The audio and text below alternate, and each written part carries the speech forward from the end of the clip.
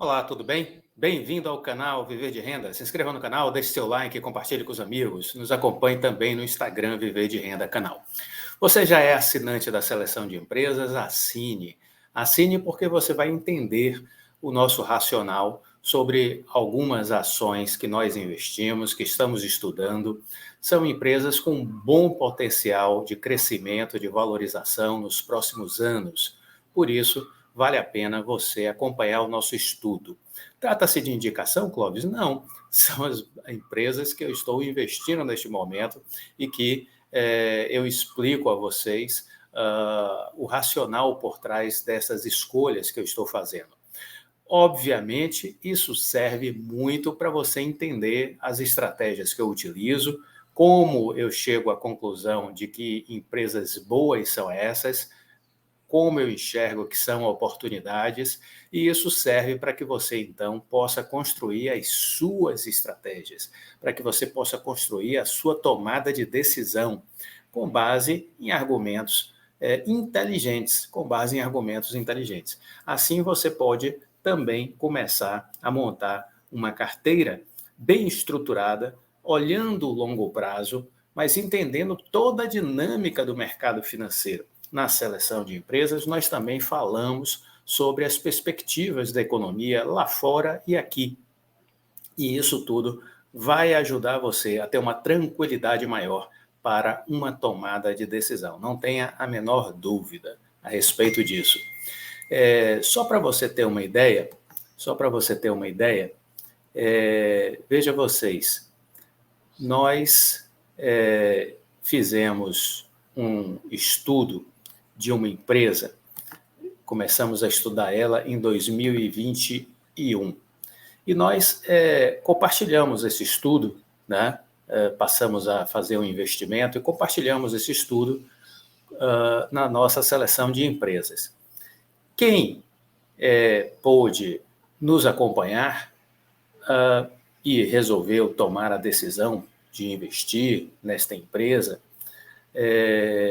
porque entendeu que ela, pelo estudo que a gente apresentou, tinha um grande potencial de valorização, de crescimento, que se tratava de uma empresa sólida, bem ancorada em negócios de tecnologia, entendeu o cenário macroeconômico dos Estados Unidos de 2022, 2023, né?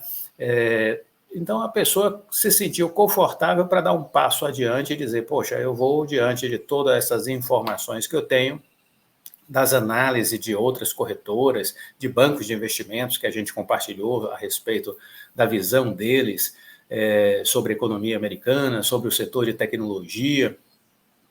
Então, a pessoa se municiou, vamos dizer assim, com uma série de conteúdos e resolveu, então, investir na NVIDIA. Quem fez isso surfou uma onda aí extraordinária. Quem fez isso surfou uma onda extraordinária. Esse é apenas um dos cases que nós temos da seleção de empresas que eu estou compartilhando. E por que eu estou compartilhando? Porque, para minha surpresa, o Itaú mandou comprar NVIDIA e disse o seguinte, lamenta não ter entrado antes. Olha que isso é aqui de maio de 23, ó, final de maio de 23, né, 31 de maio. Manda comprar NVIDIA, o Itaú, e lamenta não ter entrado antes. Não assinaram a seleção de empresas, o pessoal do Itaú precisa assinar, o Itaú PBA. Eles começaram a cobrir a NVIDIA agora e fizeram recomendação de compra, a despeito da alta vigorosa no preço do papel nas últimas semanas. Eu diria nos últimos meses, né? Nos últimos meses. A empresa já negocia nos patamares aí próximos de $400, eles lançaram preço-alvo de $500 para o papel, né? E aí, veja, tem um analista aqui, de uma outra gestora de investimentos, a Apex Capital, ele disse que, no caso deles, eles começaram a fazer uma posição quando a ação estava em $180, né? E daí em diante eles tiveram uma boa rentabilidade. Então é isso.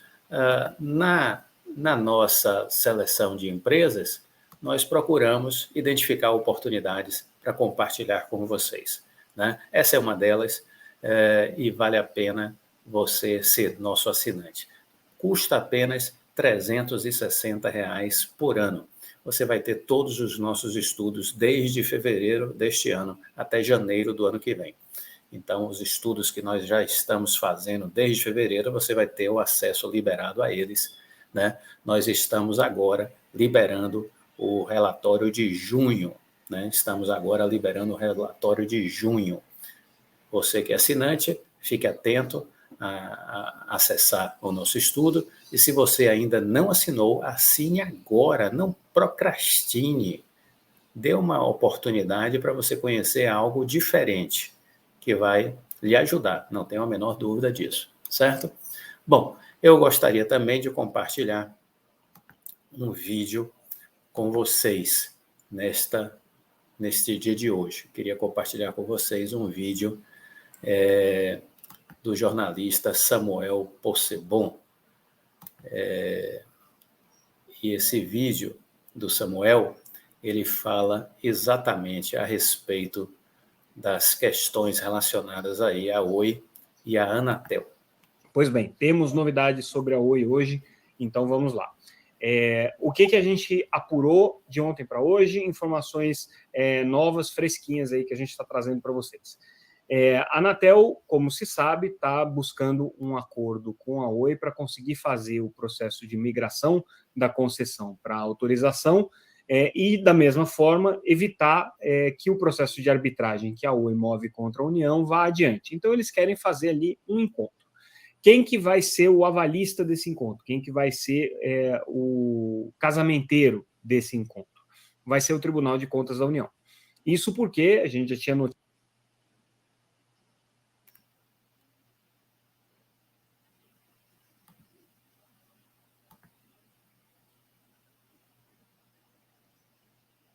a autorização e, da mesma forma, evitar que o processo de arbitragem que a Oi move contra a União vá adiante. Então, eles querem fazer ali um encontro.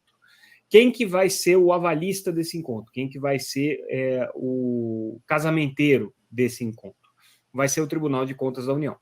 Isso porque a gente já tinha noticiado isso no começo do ano, mas agora repetindo, o Tribunal de Contas da União, desde janeiro, tem uma política agora de tentar criar consensos na resolução de conflitos. Então, uma medida aí instituída pelo ministro-presidente do TCU, Bruno Dantas, que é criar uma área de consenso, de busca de consenso dentro do tribunal. E aí, como é que funciona esse processo de consenso? Né? É preciso haver uma provocação de uma das partes que são afetadas ali pelo tribunal, lembrando que o TCU, ele regula e acompanha, né, os entes públicos, ele não regula os entes privados, então precisa ter uma provocação de algum ente público sobre alguma questão que esteja conflituosa envolvendo o TCU, envolvendo esse ente público e, eventualmente, né, uma empresa regulada, que precise dessa intervenção. Essa possibilidade foi aberta no final do ano passado e agora o que vai acontecer já nas próximas semanas, a matéria já está sendo pautada e nos próximos dias pelo presidente da Anatel, Carlos Baigorre, é a abertura formal desse processo de consenso no Tribunal de Contas da União. Por que isso daí é importante? Porque, apesar da gente saber desde o começo que a Anatel ia recorrer a esse subterfúgio, ou seja, a Anatel iria buscar o TCU para construir o consenso, isso só aconteceria depois que já houvesse assim, um processo de, vamos dizer assim, a para das arestas, né? Um processo de deixar o terreno limpo para que esse consenso pudesse ser construído. O que significa deixar o terreno limpo? Significa já chegar num pré-acordo com a Oi, né? E aí, o que está em jogo, também a gente já disse isso em várias ocasiões aqui, o que está em jogo é um encontro de contas. Então, de um lado, o lado da Oi, você tem 53 bilhões que elas estão pedindo no processo de arbitragem contra a União por fatores que supostamente causaram desequilíbrio no contrato de concessão ao longo dos últimos anos. Né? Vários fatores aí, reajuste de tarifas, atraso da Anatel de homologar as tarifas, plano geral de metas de universalização com metas que não tinham nada a ver com telefone fixo, enfim, uma série de fatores aí que foram colocados pela Oi. Somando tudo, a Oi diz que isso vale 53 bilhões de reais. A palavra dela, não existe ainda nenhuma decisão da corte arbitral nesse sentido, mas a pressão existe. Do lado da Anatel, o que ela quer? Ela quer que haja a migração da concessão para a autorização. Para essa migração poder acontecer, é preciso que a Oi compense, né, a União pelos benefícios que ela supostamente vai ter por deixar de ser uma concessionária. Quais são esses benefícios? Ela se livra do problema dos bens reversíveis, de toda a carga regulatória que ela tem, ela pode vender os imóveis, lembrando que essa venda de imóveis é muito importante aí no plano de recuperação da Oi, está previsto aí uma boa quantidade de dinheiro que entrariam com essas vendas, então ela vai ficar liberada para isso, né? Então, essa migração da concessão para autorização é importante, é uma coisa que a Anatel quer fazer. A primeira conta que a Anatel tinha feito dava alguma coisa em torno de 12 bi, essa conta já foi reajustada aí, já foi recalculada, está hoje chegando perto aí de 20 bi. Mas existe um problema para esse acordo entre a Anatel e TCU, né? Lembrando que os 53 bilhões que a Oi coloca não valem necessariamente 53 bilhões, valem alguma coisa entre 0 e 53, né? A questão é que a Corte Arbitral vai decidir. Já os 16 bi, né, que a Anatel está colocando hoje para a migração, é a conta que a Anatel fez, né? Então esse valor aqui dificilmente vai ser questionável, ainda que a Oi discorde de algumas premissas, mas esse é o valor que a Anatel fez e é o cálculo que o TCU está aceitando. Então, para que haja esse encontro de contas entre as duas partes, é preciso que dê 0 a 0, né, com alguma coisa que beneficie o governo no sentido de conseguir fomentar aí o projeto original dessas migrações de concessão para autorização, era você poder ter contrapartidas em banda larga, em projetos que significassem ampliação da inclusão digital no Brasil, então provavelmente vai ter que ter uma compensação nesse sentido. Mas o desejo é que nem a Oi deva nada para a Anatel e para a União, e nem a União deva nada para a Oi. Só tem um problema. A Oi tem uma dívida de, hoje, 7 bilhões de reais com a União, já decorrente da repactuação da primeira recuperação judicial. Era uma dívida muito maior que isso, de mais de 20 bilhões. Houve um corte, né, acordado com o TCU em 2021, e essa dívida caiu para 9 bilhões, dos quais a Oi já pagou 2, então sobram 7. E a Oi estava louca para se ver sem essa dívida, né? Porque essa é uma dívida pesada, é um pagamento importante que eles vão ter que fazer nos próximos anos, no fluxo de caixa deles existe aí provisionamento, a previsão, né, para o pagamento de um valor substancial aí para a União, e a Oi estava louca para colocar esse valor no encontro de contas. A Advocacia Geral da União, a quem cabe esse tipo de negociação, disse não, aqui não vai ser possível fazer um acordo, a gente não abre mão, porque já houve uma repactuação dessa dívida com um corte substancial de mais de 50% há 3 anos atrás, então seria descabido agora novamente haver uma negociação sobre isso.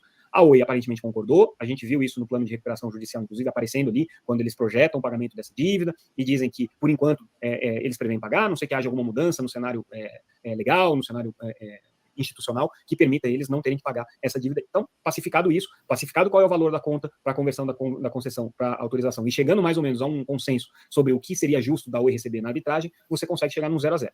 Qual que é o problema? Isso aí vai ter que ser referendado, como eu disse, pelo casamenteiro, que é o Tribunal de Contas da União. O TCU costuma ser muito chato com essas contas, principalmente no que diz respeito a bens reversíveis. O entendimento do TCU é muito diferente do entendimento da Anatel com relação a bens reversíveis. O histórico não é bom de relacionamento. E tem uma outra questão, né? Todo esse processo de pactuação por consenso, né, que vai ser conduzido pela Secretaria de Controle Externo e Soluções Consensuais e Prevenção de Conflitos, o nome é complicado, mas é isso aí que o TCU tem, tá? É um processo que toma tempo. Essa comissão, uma vez aberto o processo, que é isso que a Anatel está para fazer, apresentar esse pedido formal de abertura do processo, essa comissão tem 90 dias para fazer uma análise desse relatório, desse pedido, e elaborar um relatório. Depois disso, isso é submetido para a Procuradoria do Tribunal de Contas da União. Se não houver consenso, a matéria é arquivada. Se houver consenso, aí sim se pauta essa questão no plenário do TCU, e aí são mais 30 dias para deliberação. Ou seja, vamos supor que na semana que vem a Anatel consiga apresentar esse pedido, iniciando esse processo. A partir da semana que vem seriam mais 4 meses. Então a gente está em junho agora, julho, agosto, setembro, outubro. Esse assunto poderia ser resolvido e aí você tem a migração, né? Essa é a previsão aí otimista do que pode acontecer. Agora, as nossas fontes na Anatel estão bastante otimistas com relação a essa possibilidade de se chegar a um consenso, até porque, se não acontecer isso, aí não tem muita solução. A Anatel certamente vai ter que fazer uma intervenção. Aí é uma notícia que eu estou dando exclusivamente aqui, eu não dei ainda no noticiário, até porque a gente está tratando isso com um pouco mais de cuidado, mas já teria havido um processo de busca da agência por uma pessoa que pudesse ser o interventor. Então, essas conversas já começaram, o que é normal, tá? Assim, a Anatel está com um processo de intervenção aberto, então ela tem que buscar uma figura que possa ser o interventor na Oi. Não quer dizer que isso vá acontecer, mas ela tem que ter um nome engatilhado, né? O processo de caducidade na Anatel está bem paradão, ele não mexeu como a gente esperava. A Anatel abriu esse processo muito mais para preservar o CPF dos seus servidores e poder lá na frente dizer que fez alguma coisa, do que para efetivamente caminhar no sentido de decretar a caducidade da concessão da Oi. Então, o processo de caducidade está paradão, mas o de intervenção, a Anatel está se preparando para o caso de ter que acionar essa bomba atômica. Não é o plano A da Anatel, o plano A da Anatel é chegar a um consenso com o Tribunal de Contas da União. Esse processo vai ser iniciado tão logo a Anatel apresente esse pedido está na mão do presidente Carlos Baigorre, que vai fazer a relatoria, isso é votado em circuito deliberativo pelos conselheiros da Anatel, e uma vez feito isso, aí começa o processo no TCU com esses prazos que eu falei, né? 90 dias para uma análise preliminar, depois, havendo consenso, mais 30 dias para a decisão do plenário. Então, essa é a expectativa para que as coisas caminhem daqui para frente. Claro que isso é o desejo da Anatel e o desejo da Oi, né? O que significa que isso vai acontecer lá na frente, a gente não sabe. A dívida da Oi continua muito pesada, é preciso ver se o plano de recuperação judicial primeiro vai ser aprovado pelo juiz da recuperação judicial e depois aprovado na Assembleia de Credores, se a Oi vai ter condições de cumprir o plano de recuperação judicial, porque afinal de contas vai ser uma empresa muito diferente da que é hoje, se aquele plano é viável ou não é viável, enfim, assim, é só o começo do processo, né? Ainda tem todo o processo do plano de recuperação judicial que a gente não tem a menor ideia do que vai acontecer. Agora, é isso, estamos nesse cenário, né, e a gente vai tentar acompanhar, na medida do possível. Essas são as informações tão fidedignas quanto eu consegui apurar. Eu converso com as fontes da Anatel, eu não escrevo de ouvido, eu não escrevo de palpite, eu escrevo com base nas minhas fontes, nas minhas informações. Faz só 25 anos que eu cubro a agência de telecomunicações aqui em Brasília, eu tenho fontes lá, então essas são as informações que eu posso fazer para vocês, ouvindo também, obviamente, algumas fontes que estão participando desse processo que não são da Anatel, são do Tribunal de Contas, são da própria Oi, enfim, né? Por isso que a Teletime é a publicação especializada em telecomunicações mais respeitada do Brasil. A gente acompanha esse mercado há muito tempo. Aqui a gente não defende a ação da Oi, a gente não defende o acionista da Oi, a gente não defende os credores da Oi. O nosso propósito aqui é trazer informação crível para o mercado de telecomunicações. Então é isso.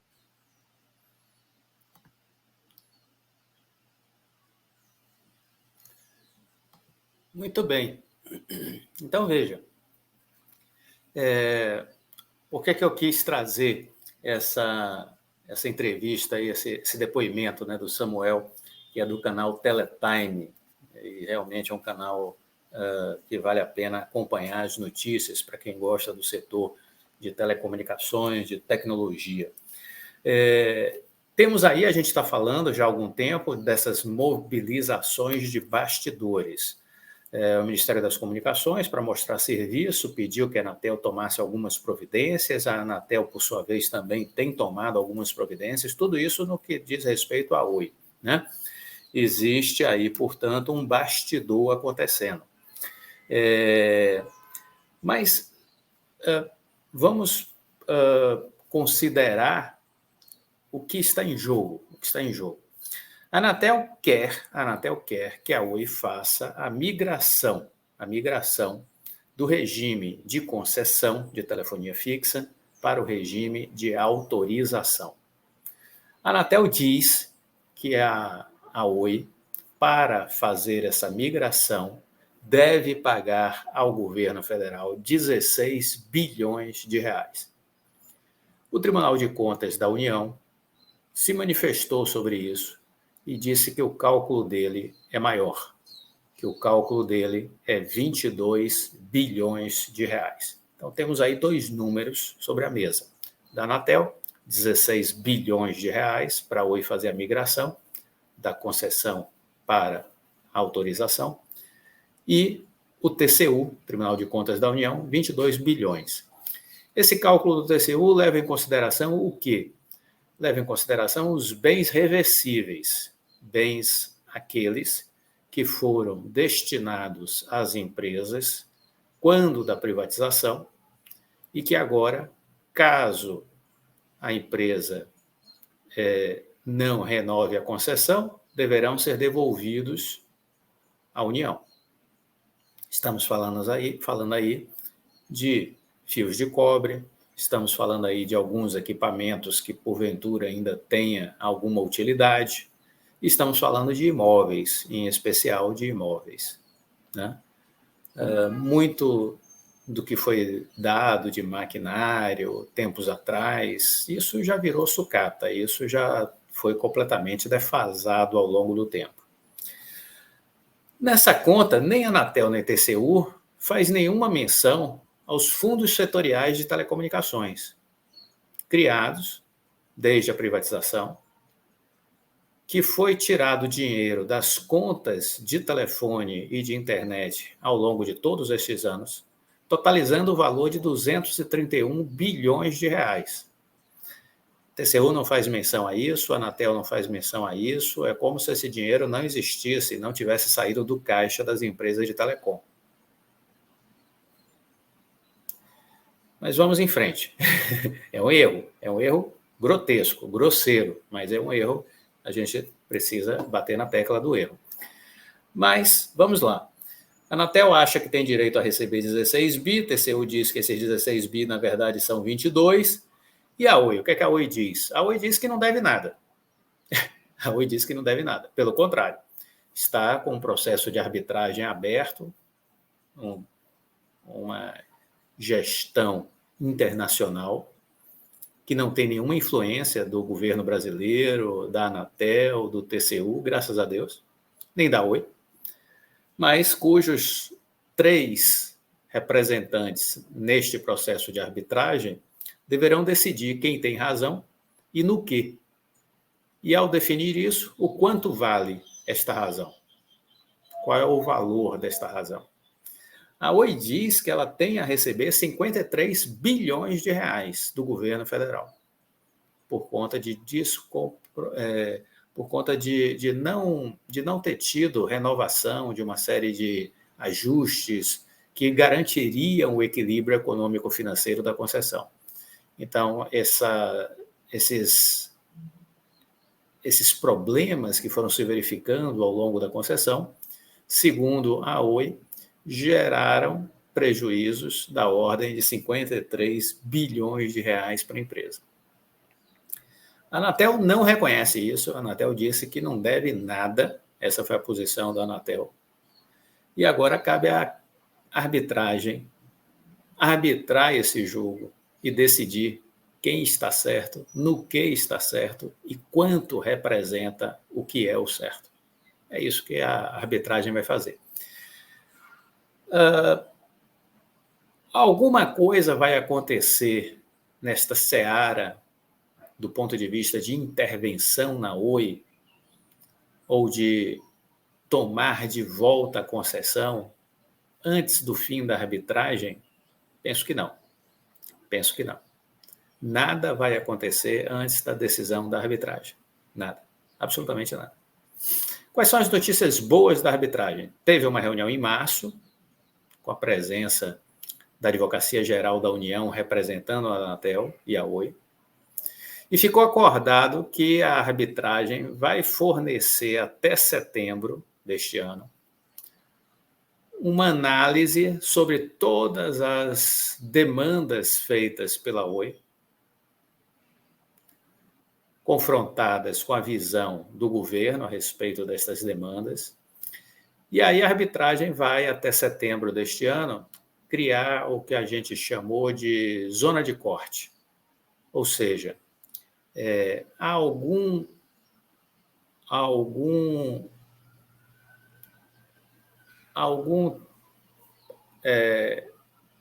ponto no decorrer do tempo que será o limite para a contabilização das questões, porque a Oi retroage em seu favor desde o início da privatização. A Anatel até tentou argumentar que deveria ser olhado apenas os últimos 5 anos. Qual o tempo que será considerado pela arbitragem?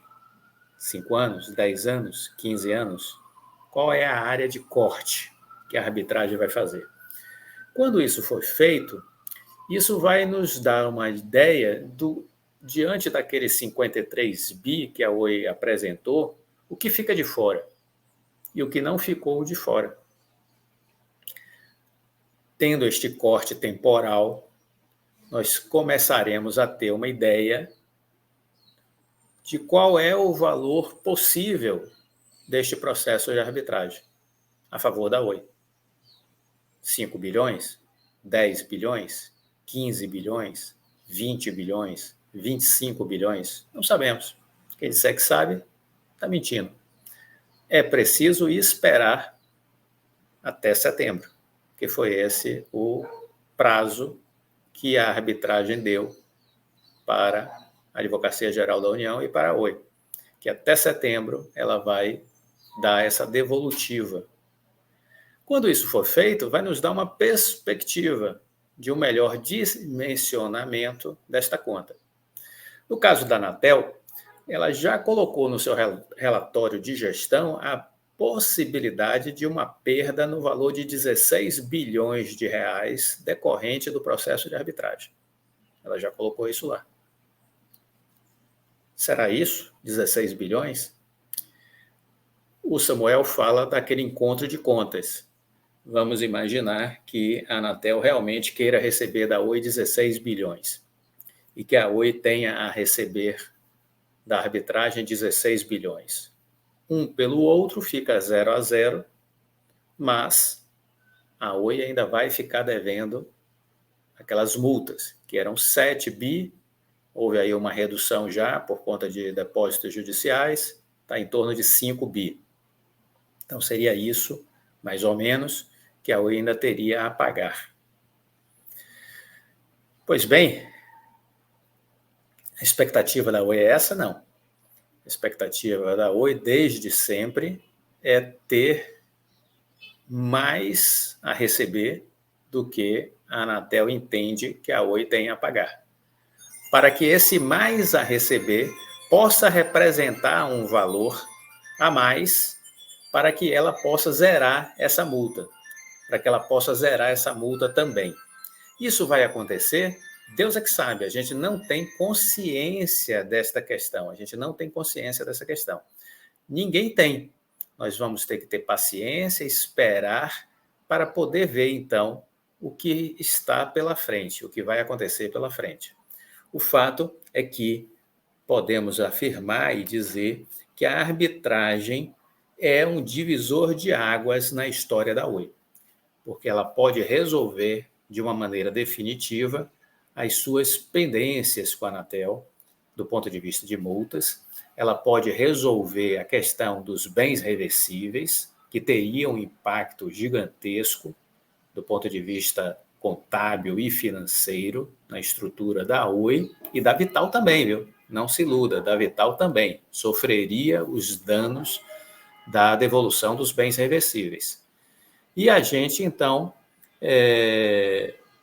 pode ainda, quem sabe, num cenário mais otimista, terminar com a Oi tendo ainda algum crédito a receber, né?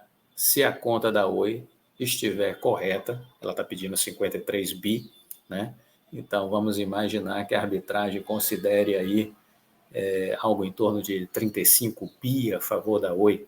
Seria um universo perfeito, né? São essas as informações que a gente queria compartilhar.